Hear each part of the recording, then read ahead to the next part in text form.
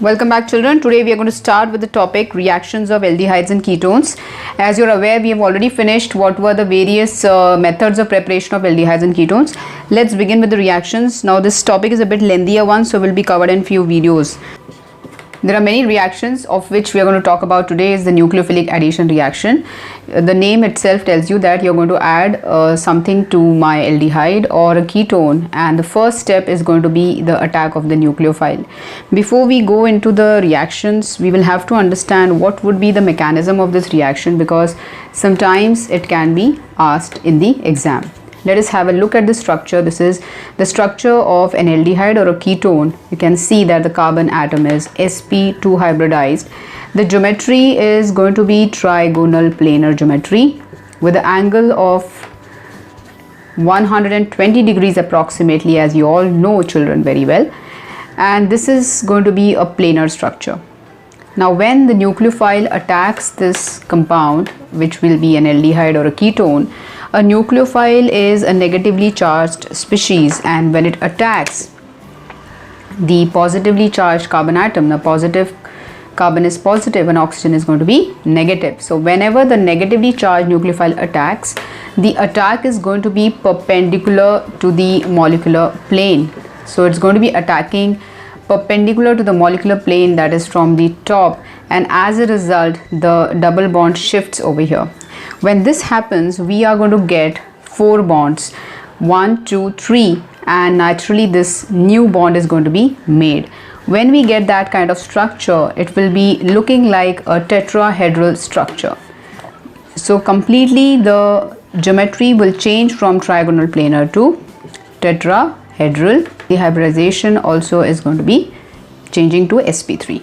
The angles, children, you all are aware, is going to be 109 degrees 28 minutes.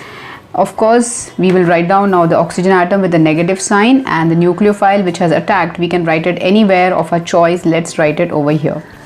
Now this step is going to be a very important step, and in this step the reactions can be very fast or they can be very slow also, and this step will be the rate determining step of my reaction, and it will be a step of where an equilibrium is going to be involved, which means that if this step is not favorable, which will be in the case of ketones, because ketones will have bulky groups on both the sides, and as a result the nucleophile will find it very difficult to attack. So there will be a lot of steric hindrance in the case of ketone for the nucleophilic attack, and therefore the equilibrium is going to be more shifted towards the left hand side for ketones.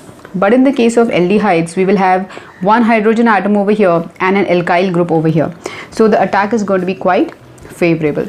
So the question which will be asked in the board exam generally is that why are aldehydes more reactive than ketones towards nucleophilic addition reactions? So first point, children, we are going to talk about is this point, that is steric hindrance.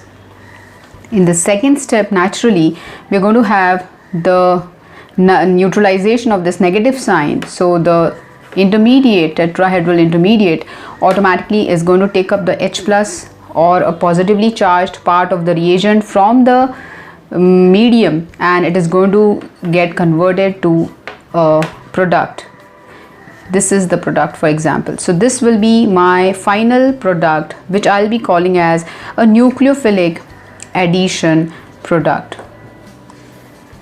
Alright, so what is the question now which we are going to be asked, which we will be asked in the exam, as I told you, is why are aldehydes more reactive than ketones? The answer is we have got a lot of steric hindrance in the case of ketones for the attack.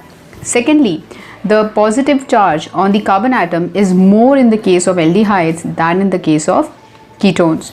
So we can say the second factor over here is electronic, or the factors due to the electronic reasons, we can say, or we can say electronic factors.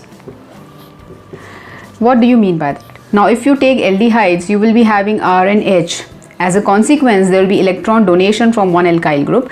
Due to the donation of electrons, the positive charge gets reduced. But in the case of ketones, you will have at least 2 such alkyl groups, and naturally when you have 2 such electron donating groups, the electrons will diminish the positive charge on this carbon, and which will reduce the charge, and naturally the nucleophile will not be getting attracted to that extent. So we will say that the positive charge in the case of ketones on the carbonyl carbon is very less as compared to that of aldehydes. So these are the 2 points, children. Let's begin with the reactions now. The first reaction which we are going to do is addition of hydrogen cyanide, which is an acid. Hydrogen cyanide is an acid which is not very strong, and hence to make it more reactive and release the nucleophile out of it, because it contains H plus and Cn minus. To release the nucleophile, we have to add an alkali to it so that the reaction occurs and we get the formation of cyanide. So cyanide is going to be my nucleophile for this reaction. Okay, so step number 1 is the nucleophilic attack, as we discussed just now. So the nucleophile attacks perpendicular to the molecular plane, and this is the way we are going to write down. This is going to be the rate determining step, children. So we get CO minus, okay, and the Cn comes over there. So what is this now? This is not my end product, so this is something which is coming in the middle of it, you know, so it's called as an intermediate. What do you do in the next step? As I told you in the previous discussion, we are going to take the proton from the medium. Naturally, the proton is going to be coming from HCN only. The negative part we have already taken, now it's time to take the positive part. So the proton comes in, just gets occupied over there. So the final answer is going to be, this is my final answer. Now this is going to be a compound which is known as cyanohydrin. So what is cyanohydrin? The compounds in which we will have cyanide as well as the hydroxyl group attached on the same carbon atom. And these are the nucleophilic addition products of an aldehyde or a ketone. For example, just pay attention over here. We take formaldehyde, for example.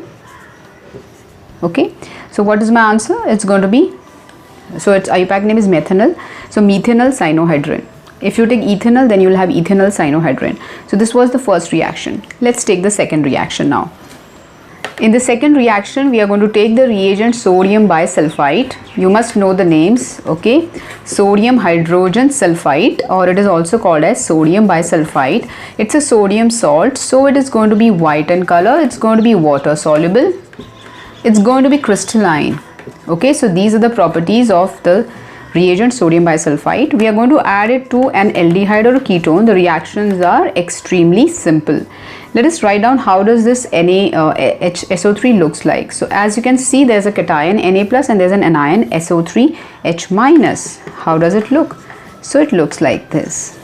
You can see we have, look at this. So we have H SO3 minus. So just this is very simple.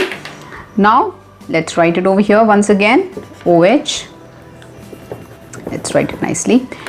HOS double bond O minus, and Na plus can be in the neighborhood, and we are going to show the attack perpendicular to the molecular plane, and this kind of delocalization of electrons takes place. Children, this is the slowest step and the rate determining step. We get, look at this, it becomes O minus. What happens? There's a new bond O SO2H. So we can just shortly write it like this also in exam. Okay, so this is my one answer. Some children would prefer to write it in a good way like this. They may write it that way also. It's not a problem. Now what happens, children? The next step, you know what is there? We have sodium also in the test tube. So sodium is automatically going to be, you know, placed next to this O minus, because it's negative, and therefore sodium will automatically, you know, be attached over there. And here we have SO3H, which is a functional group, that is sulfonic acid. It's a very strong acid. So definitely this sulfonic acid will release the protons, and the protons will come and get placed over here, and the sodium is going to go over there. So there's going to be H plus transfer in this case, and we get this product C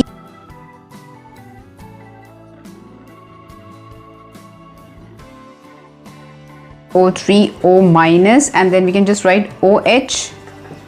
And what happens to the sodium? It goes here.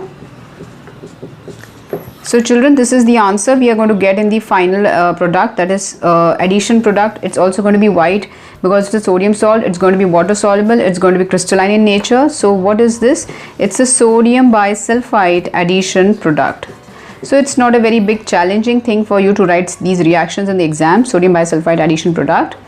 And what is the use of these products? Why are we making them? Because we can store them, and whenever we want my carbonyl compound back, we can just hydrolyze them, those salts. We can just add water, and in the presence of acid or in the presence of alkali, which is called as acidic hydrolysis or alkaline hydrolysis, and when we do so, let me tell you, we get back a parent compound. So this is one of the applications of sodium bisulfite addition products. They on hydrolysis are going to give back the parent compound. Let's see the next reaction.